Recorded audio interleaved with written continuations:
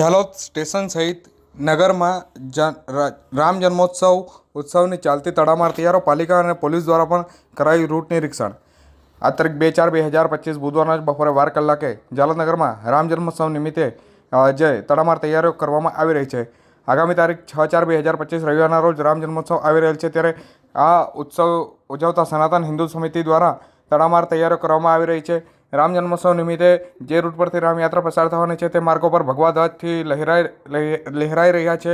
સનાતન હિન્દુ ધર્મ સમિતિ દ્વારા આખા નગરને ભગવામય કરી દીધેલ છે।